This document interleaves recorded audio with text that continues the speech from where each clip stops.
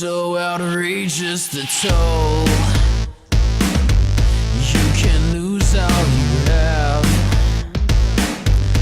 We refuse to give in to the town that takes all. To survive, you must have the will. How this movie doesn't end the way we want. All the time, and he shouts at the moon. She's gone. Fears overcome. He was walking a mile. He was walking alone. How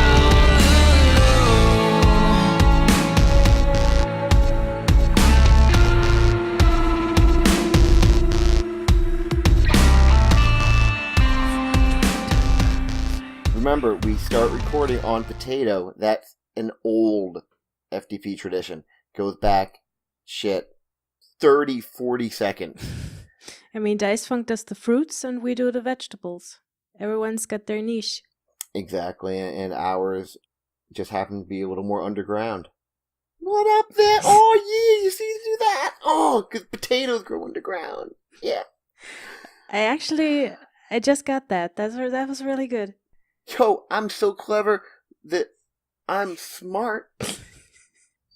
Hey everybody, welcome to Funk Dunk Plays Season 2, Episode 21. We've only been gone for 1 week, but I bet it feels like a lot longer. Guys in the audience, I'm telling you, you need to stop it with the crystal meth. It's having that time dilation. I've heard people saying, you haven't done an episode in like a month and a half, 2 months. I'm like, dude, we were here last week. Where were you? You missed the entire arc where the characters went all the way to level 20, defeated the Tarrasque, and then time restarted itself. They were born. We played through their childhoods. Oh, by the way, little kid Eliza. Oh, so precious. Where she met Snack and all that. And now we're at the part now where they have just brutally murdered Reginald Butt for reasons that we don't know. It's not even there in the plot anymore, but they just felt like it. And they made him into a really tasteful flag. So try to keep up, check out the backlogs, listen to the archives, give us money.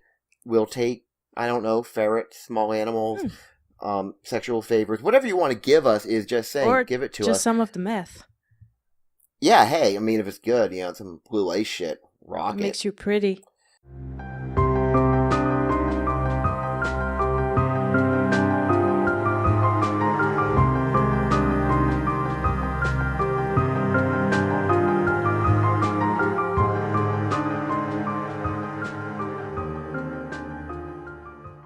Okay, and so now that we've completely recycled all of time and space, we are right at the point where, if I remember right, the last thing that happened, Muwder showed a flagpole up the ass of the desiccated corpse of Reginald Butt. It was, in fact, Buttception. Mm-hmm. It is still raining fish. Well, good. That never stopped. For people who missed a lot, that never stopped. It was raining fish when they killed the Tarrasque. It was raining fish when they were born again. It's been raining fish constantly. There isn't ground anymore. They're on like 14 miles of fish. Solved world hunger, so... Everyone is allergic to fish. Ouch. You've killed the world. You're a cruel, cruel man, and you have way too much power. By the way, I think I told Jade you're both Care Bears now. I'm okay with that. She is Honesty Bear, and lies make her sad. You are Self-Esteem Bear, and you're here to cheer her up when the bad men tell lies. Muddler is Mud Bear because he didn't quite understand the concept. Do I have a dick on my belly as my symbol? Actually, it's not just a dick, it's a low-resolution cell phone dick pic. Yes! And no matter who sees it, it's totally unasked for, but well received. Well, yeah. And is the chromatic pork still rolling around? No, that dissipated? Okay. That does just that. That was literally my favorite joke we've done all season. Is the chromatic orb choke. Can be still there. Why not? It doesn't matter if one more thing just follows me around. It really literally does not matter. Like I said, I believe we left us just y'all are standing in the middle of the road. Muddler has fixed up the stolen horses to the fast chariot, which won't be as fast without the Walpian horses, but you deal. You did get them murdered in a fiery, hellish inferno, but hey, horse life, right? That's where we are, so throw it over to you two. What do? Well, first thing I want to note is that at the end of the last encounter, Elisa had used her polymorph to become a Yuan-Ti abomination, which is like a snake with arms, basically. She's going to stay in that form for the full duration, which is like an hour. It is an hour. 1 hour duration. 1 hour or until you dispel it. Yeah. So for that entire hour, she's going to remain in this form. And she's come to some conclusions after killing Reginald Butt. So if anyone were to look at her, she's a bit distant right now. She just goes back to the carriage and she wants to get back to HQ. She's got some stuff to do now. How big is she in this form? I'm just. I don't have it open in front of me right now. Either. Let me check. I've got it. 4 feet. Oh, she's the cutest abomination. Large monstrous. It says large. So, I'm guessing between 7 and 10 feet tall, probably. Yeah. Alright, let's try and do mental math whether or not y'all would fit in the chariot. But yeah, that shouldn't be an issue. Yeah, I can coil my tail. A cute as a button snake with arms wearing Neko ears. You got fucking anime eyes? All yep, glittery? big, wide anime eyes. Oh! And an expression that says, people are going to die. Actually, more than, people were gonna die. Woo-woo. You said people gonna die. People going to die. We all gonna die now.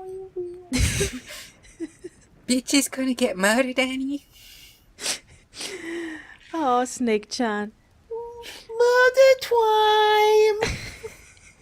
But really, though, Elisa kind of looks quietly pissed. Okay. She just murdered the person she's wanted to murder for quite a while, and this upsets her. Yeah, it goes deeper than... It'll come up over the course of the next few episodes, probably. Elisa's motivation has become a little more complicated. Okay. Her original goal when I started this campaign was just become a better form of Yuan-Ti so she could, get more status within her society. But the game has changed. Game done changed, bitch. Yeah. Yep, it's all ski balls in this. Okay, so, Eliza is being quiet and contemplative. Muddler is standing at the reins, basically just waiting on to see what's going on. Are you ready to go yet? I have a few messages I need to send. Right behind you. Muddler, we're going home.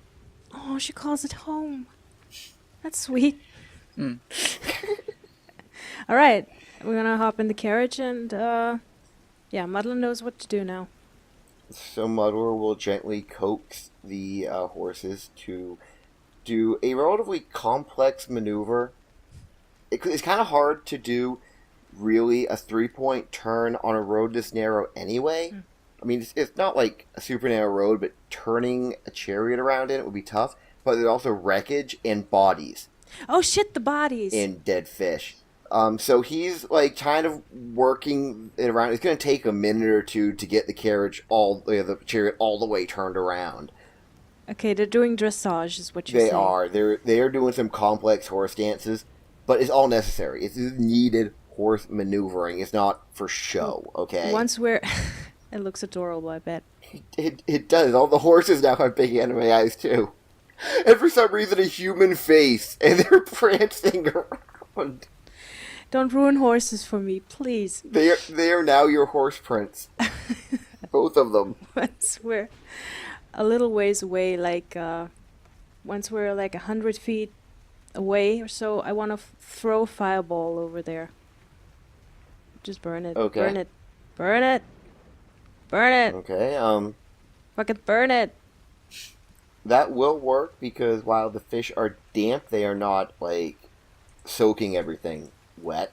So that shouldn't affect your ability to burn things. I'm not even gonna look back. I'm just gonna point my finger over my shoulder and just shoot it. You know, that's like, I mean, no one's gonna be impressed because who cares? But it's Okay, just for now, me. normally... I guess because you're trying a trick shot, I should make you Roll do, dex. like, a roll attack. But you know what? Fuck it. There's gonna be a wild magic to it anyway. I am gonna roll something. Yes, and that's Yeah. a 63. Is it? It is. Oh, there we go. Upon casting the fireball, which explodes behind you, and before long you can smell the weird combination of burning human flesh and just delicious fried fish. It's kind of a weird combination because normally, let's face it, you got to pay extra for that. But when that occurs, you feel a warmth down in your stomach that spreads out to you, feels like it spreads out to all through your chest and right up to your throat. Is it love? And then it fades. It doesn't really go away, but you can kind of feel a thing, like there's like a warmth in your throat. Is it heartburn? Is it? I wanted to say I got heartburn. Fuck. No, that isn't what it says, and there's a very good chance you might not actually ever have the proper effect of that, but that's something I have to keep in mind about your character now forever. That's 3 because there's already like 2 effects. I still don't know what they did. Oh yeah, okay, there's that one. Mm-hmm. Okay, I know that one. And then there's this one. Oh, that's a good one. Yeah, this one's good. This one's one of my favorites. Okay. That one is weird. Oh, that's what the third one is. Shit. Okay. Alright, now I remember all the 3 mystery effects which have not been stated. As we're sitting there, it's gonna look over to Eliza and say, "That was a really impressive job on old Reginald. Very masterfully done." And it's gonna think for a second and then just smile at Eliza. Yes, Eliza, It looks very practiced. Eliza glances over, but it seems like she's not entirely satisfied. Like, yes, Reginald is dead, and that is what she wanted, but yeah. And then it's gonna bend over and put a hand on Eliza's shoulder and say, there. Eliza's just gonna kind of side-eye it, kind of raise an eyebrow. Like, what? You are a good murderer. It's not about that. No, just killing Reginald just made me realize something. We need to get back to base. I need to contact my people. There's something needs to be done about these fucking butts. It seems like it heard it, but is really focused on something else right now, and still with the hand on Eliza's shoulder says, "It is proud of you." Cool. All right, it's gonna give up. For now. For now.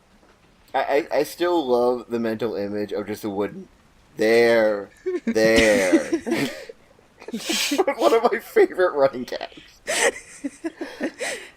Okay, so I'm just going to make an assumption here that it's at least, if you're traveling back to town, it's going to be at least late afternoon, mid to late afternoon, after everything is happening. You travel out there, you murder someone, you butt fuck him with a pole, you come back. So I'm going to guess at least mid-afternoon. Okay, and the ride back, Um, how long is that?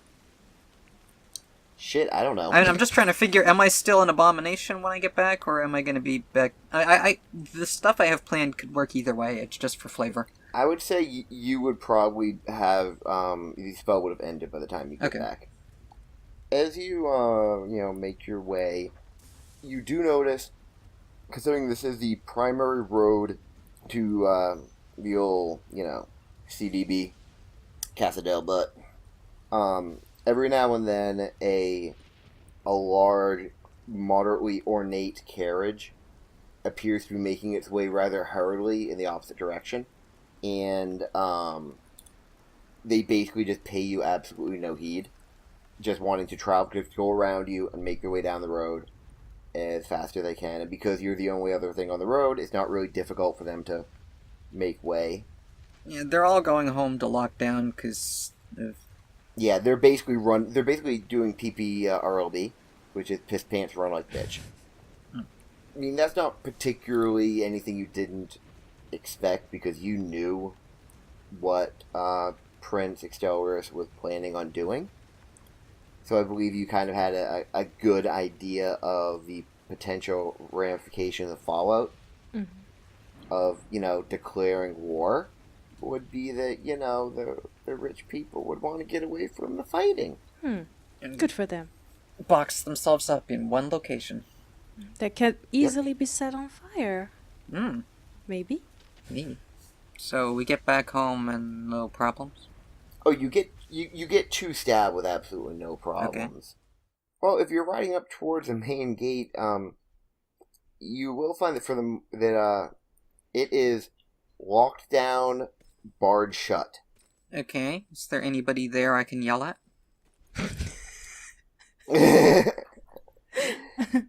You can make a very good attempt at yelling. There are. I mean, is there a person who I can, I don't know, message or something? There's no one outside of the walls. I mean, they are. It looks like the city is pretty much entered lockdown. So I guess if that's it, I'll just turn to Muddler and say, Can you get this fucking gate open? Muddler looks at it, does some. You can see him doing just like really intense mental calculations because he counts on both hands. Jesus. And he actually goes over each hand twice, so there's some big numbers involved. And then he sort of looks down at you and says, "Given the weight to mass ratio of this wall and these doors, I don't think I could actually shift them." Looking up, you can definitely see the movements that appear to be armed guards on the walls and parapets. so we can see guards. You can see guards way up high, now that you're looking up there. Okay, so I'll send a message to one of them and say, Open the fucking gate! Smooth. Elisa's not in the mood to Yeah. be polite about this. You see one of the guards up there who's walking around with a crossbow in the will-ready position. Much like, a guy at Texas getting a latte. And he stops, looks around, looks down, sees 2 people in a what for all the world appears to be some sort of a military scouting chariot from the guys who are trying to attack his city, and he sends you back a telepathic message, the equivalent of "lol, no." Okay, I'm gonna Eldritch Blast him. 14? A 14 does not hit him. Okay, let's see, second one, 15? Also does not hit him. Okay. 24. That one does clock him upside the head. Okay, so that will do, let's see, 10 damage. And I guess I'll follow it up with another message and say, Look, I'm not from Whelp, okay? My allegiance is my own, and I need to get in. After you. He doesn't respond to you. He does grab the sort of like seared side of his head. And you can, it's kind of hard to make out, but you can kind of hear him shouting a few things. And you can see motion as quite a few archers come charging over to that part of the wall. You can't really, you don't really have time to count them. Nah, I'm just gonna roll my eyes, look at bunches. Muddler, and say, Let's go to a different gate. Okay.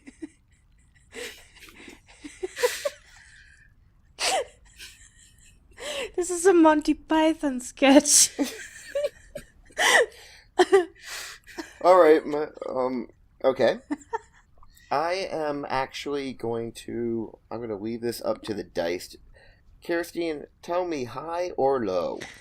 Low. Okay.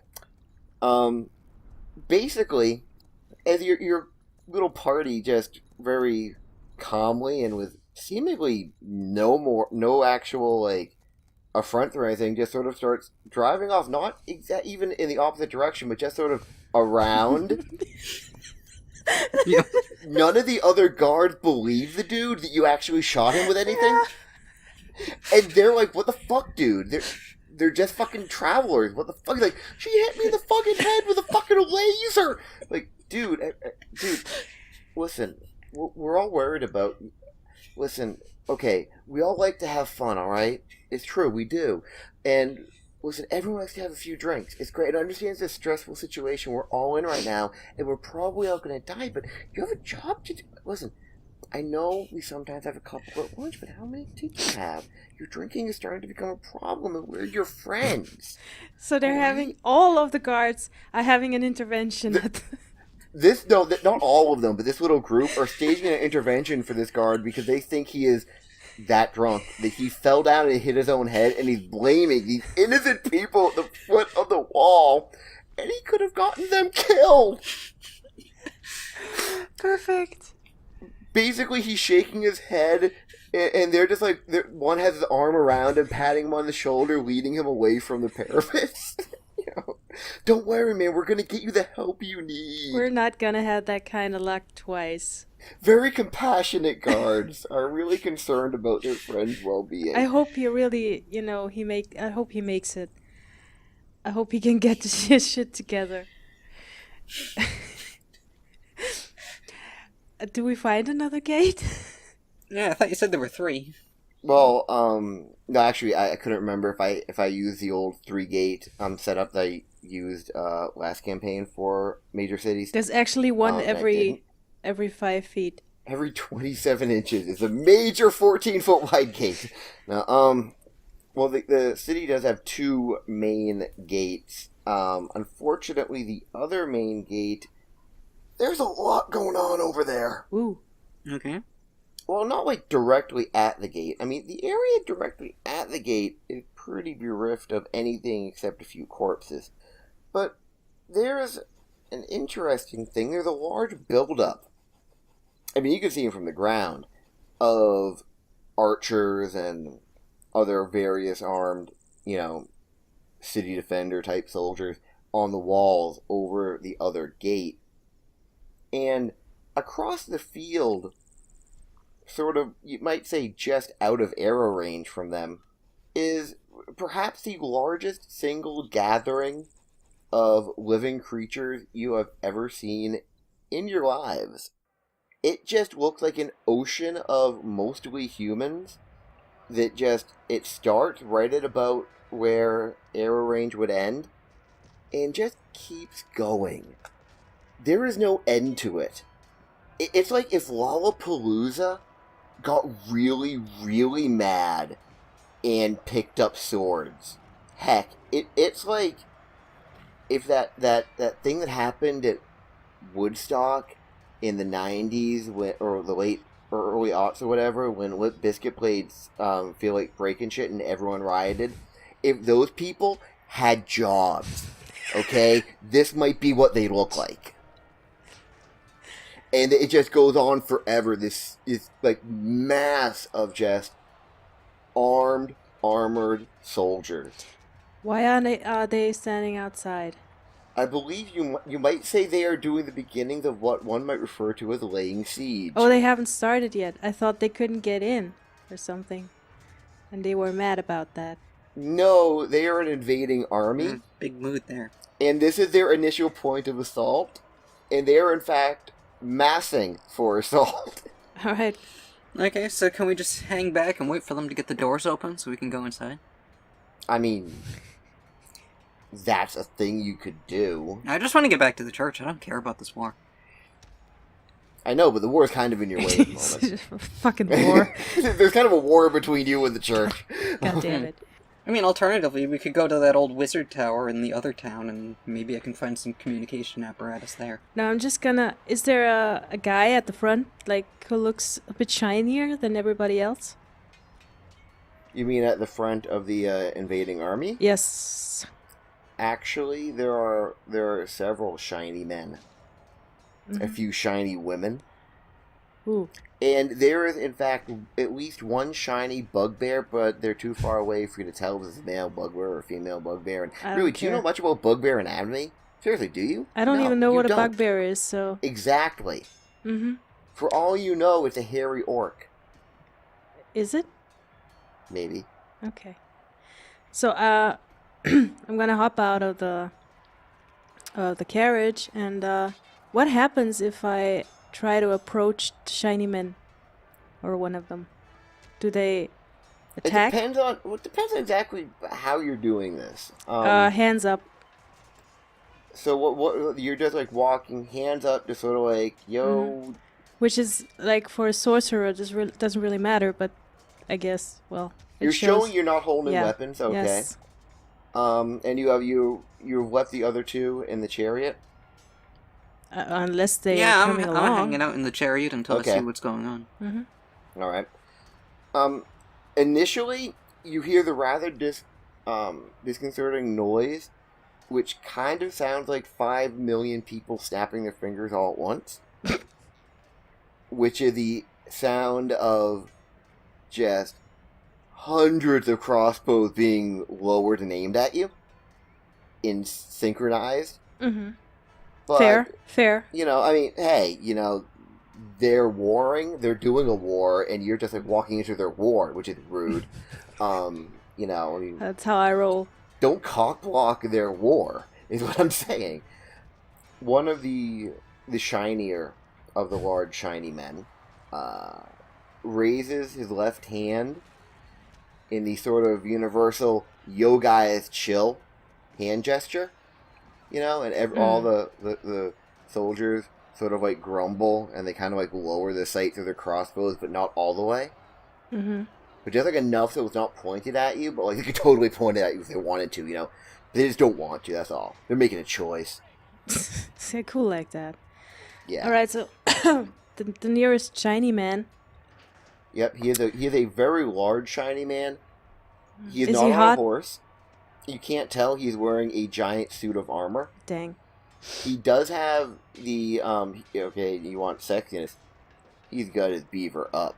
What Little is it? Shakespearean terms there.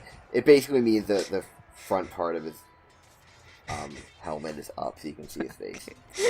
I hope I'm not getting that wrong, because that's the only thing about Shakespeare I remember, is that beaver is an armor term. Hate Shakespeare. I'm gonna try to walk up to the shiny man. You can get to about like maybe 5 or 6 feet away from him, at which point he kind of like tilts his head towards you with just sort of you can understand the unspoken phrase is that's far enough for right now. Mm-hmm. Yeah, understandable. Yeah, so I'm gonna stop and I'm just gonna look at him and say, "Good day to you. It does not want to disturb your thing." It is called a siege. We are sieging. Very nice. You see, there's army soldiers everywhere. We're sieging. Jesus Christ, it is a Monty Python. Yeah. Well, just one quick question: when do you think will grammar is a thing? Mm-hmm. He looks around to see if anyone else has noticed that grammar was a thing, and a few people nod. Like, yeah, we're down with grammar. You see a couple guys taking notes, They're just checking, making sure that they know that It grammar is a getting thing. confused. When do you think you will have those gates down? We would really, really like to enter the city.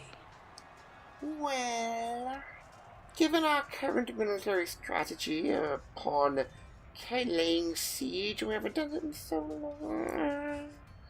We're hoping within 5 months we should have them starved out. Soon if we pollute their poison their water supply, but so savage. It's kind of exciting, but in a naughty way, if you know what I mean. Elisa's gonna shoot it a message and just ask, See if they have a fucking trebuchet. Maybe they could just throw us in there.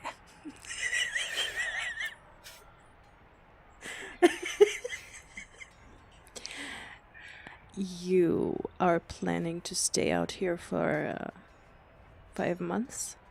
Well, no, not right here.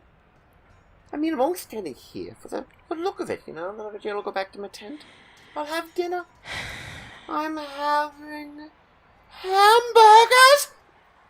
And he strikes a pose for no reason. He's proud of the hamburgers. It is not a military specialist, but by the looks of it, you have about 10 million times more people than are in the city. Wouldn't it be a little bit quicker if you just ran down those gates? The large, shiny man looks at you. And then he looks over at a soldier, maybe 3 rows behind him, and he grabs the guy by his shirt, pulls him forward, and you can see the soldier. He's wearing armor, but it's like more like a regular infantryman's armor, meaning a breastplate. You know, he's got like a sort of a helmet that doesn't quite fit right. Underneath the armor, what armor he does have like a little chainmail shirt under the breastplate. But he's got like peasant's clothes underneath. His shoes look just garbage, I'm telling you. They're not good. Oh, God. And he goes, "Let me tell you about Mr. Bagadin here. His wife just had twins. Twins! That's 2 babies at once. That's a lot coming out of one snatch. That's so adorable. And let me tell you, not only does he have to provide for them, but if we charge that gate right now, we could probably be in there at a great cost of human life in maybe 7-8 hours. And then, assuming he survived, he would have to go back home to his wife before her vagina is healed. I cannot do that to this poor man. Good pussy only. That's our motto."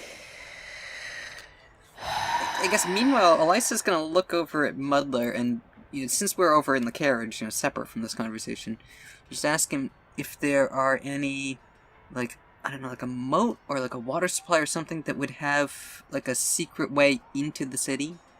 Maybe a well, I don't know. Yeah. Something that we can get in just using the environment, like under the wall. Alright, Muddler looks down at Eliza. And even though a golem's face is generally speaking emotionless, in that it's, made of non-living material that's been given an eldritch mockery of existence through forbidden magics, he appears to smile a little bit and says, "Oh, why didn't you say so? Because of course the overflow canal goes from the rainwater reservoirs, which provide water to the firefighting units. Otherwise, the entire city would flood." Okay, so I guess Eliza will wave it back over unless it wants to keep trying to convince the army to knock the gates down. Well, let's go for a swim.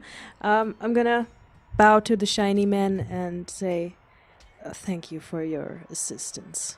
And I'll just walk off because I don't know what to do with this guy. As you politely walk off, if you happen to look back, you would see him waving goodbye, Oh. and sort of like leaning in towards the other, the subordinates around him, reminding them to remember that grammar is a thing and it's very important. Proper sentence structure. Proper sentence structure is important. Romans Don't go want to home. appear to be savages now, do we?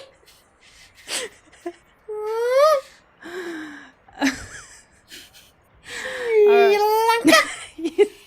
Stop. Stop. Sorry, Stop. I've wanted to do an impression of my high school track coach for a very long time. Chuck Malia, ladies and gentlemen, that was Chuck Malia, he was the track coach of at my high school. So that water, where that water at, and what that water do? Now let me just tell you about how the basic layout you're looking at here. The city, imagine, is kind of a circular-ish blob in the middle of a map. Okay? Do you have this mental image of a white square with a blob in the middle? Mm-hmm.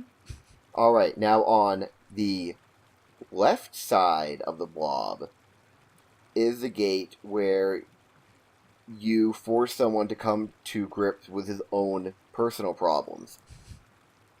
The right side of the blob is the gate with the giant massed army. And on the bottom side of the blob is, well, it's basically not quite a river, but more like a wide stream that seems to be flowing out of the blob, like it's peeing itself in bed. Hot. That is where the overflow from the fire suppression system would in fact flow out. Muwder knows about this, and interestingly enough, it actually would at least know it exists, maybe not know exactly where it is or how to get in, but would know of its existence. So I guess when we get there, Elisa will look over at it and say, Sir, can you turn into a fish man or something and get us in there? Into a what?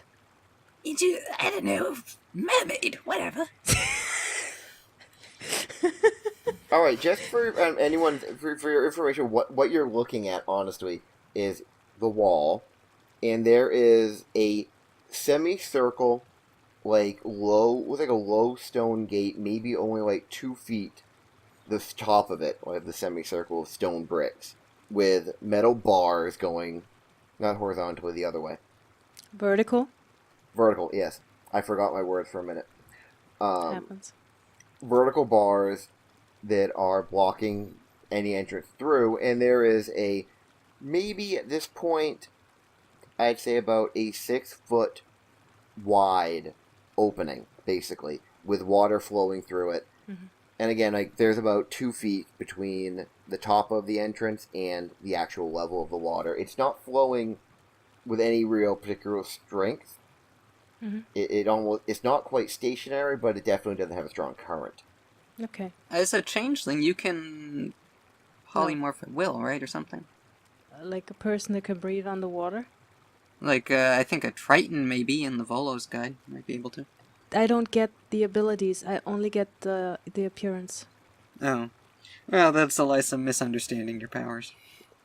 Well, that makes sense, actually, in character. That's perfectly reasonable, and I like it. Is that, yeah, she wouldn't necessarily know the intricacies of changeling powers. Why would she? Yeah, she's seen you turn into things. She thinks you can turn into a water breather and get us in there. I love how she's overestimating it instead of underestimating. That's nice. That's a change. Okay. Well, she has no more spell slots right now, so she's just commanding people to get her inside. I don't assume if I could befriend a fish that they could let us in. Unfortunately, Just give the fish a lockpick.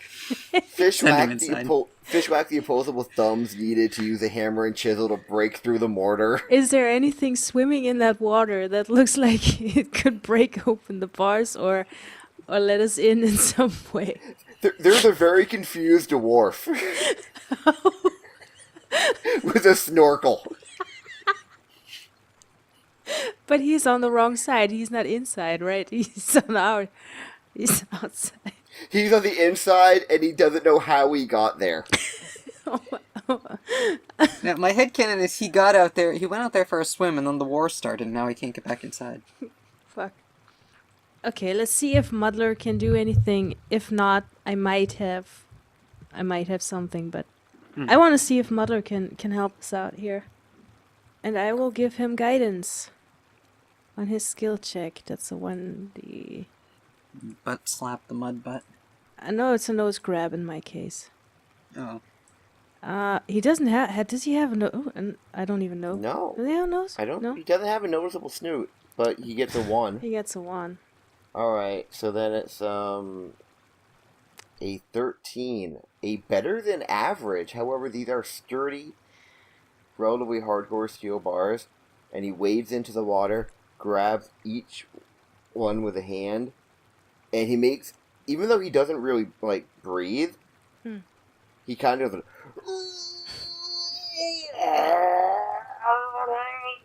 and his hands slip off. What is the heaviest object I can see that's loose, like lying around? Is there a tree trunk or The heaviest object nearby, strangely enough, and is Muddler? well, it's not actually. I was thinking about it being Muddler, but then I realized he's not, because he's made of sentient mud, Yeah. he's not as heavy as if he was like a stone golem. Yeah. I mean, he's still kind of heavy, but he's mostly liquid. Right off to maybe like 15 feet away from the bank of the little stream is an exposed rock that used to be part of a statue ages ago. Nowadays, you have no idea what kind of statue it is. It basically, it looks like it's kind of oblong, like it maybe was someone's torso forever ago, but now it's just sort of sitting there, and the little kids have like carved their initials into it. You see, like, HB Heart, RB. if a HB Hearts, AY or something, or RB Hearts RB, because Yeah. RB is really lonely and Yeah. just wants some fucking mozzarella sticks. God damn it. Oh yeah, that RB. How big is this thing? It is a big stone. Is it? Would you say it is tiny, small, medium, large, or huge? What would you say? I would say it is large. Oh, that's nice. If it's large, that's actually good. It is large. It is larger than an average human. Very nice. In fact, it almost as big as if it was the torso of a statue at one point in history. I'm gonna cast animate object on that thing, Okay. and now it's gonna fight for us. You want me to roll my D100 first, or? Actually, first, I want you to tell me exactly what you're doing with Okay. this now living rock. So it's a living rock, and Okay. it has huge anime eyes, Okay. and its name is Susan. Okay. I can tell it to do something, and what I'm going to tell it to do is ram those fucking bars, and it's gonna get a +6 to hit. Well, luckily, the bars weren't dodging, Yeah, and it's so that's a hit. gonna do 21 damage to those bars. That is a phenomenal amount of damage, considering I hadn't actually really statted out the bars as a monster. And I'm going to say that the bars themselves don't break because they're made of relatively sturdy metal. They were sturdy enough that Muddler couldn't bend them. But the combination of Muddler having strained on them, and now Susan, the animated rock, giving them a piece of her mind, the moorings that is holding them in place in the actual stone of the archway give way, and the section that was struck, probably about 4 or 5 bars wide, just shatters inwards. Yes. Does Susan have arms? It used to be a torso. Susan's only alive for a minute. Yeah, I Yeah. just want to high five Susan. Susan cannot high-five you, but she would be receptive to a hug. Okay, fine. Yeah. A very awkward hug for Susan. the animated Susan bust. Susan the Rock nuzzles you and makes really cute, like, somehow, without having a mouth or any organs to make noise, tends to make a really, really sweet and cute, like almost purring noise.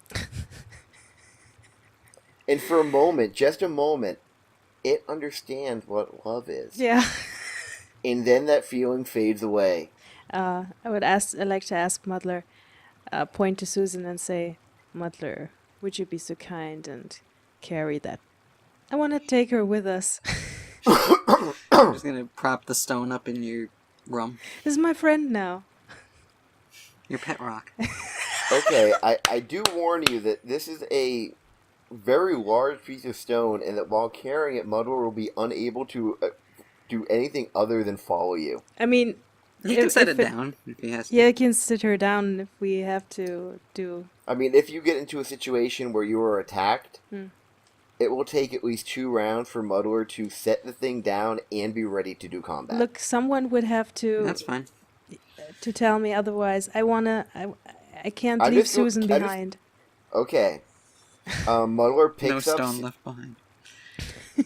no stone left unturned into a living creature that you love. So outrageous to toll.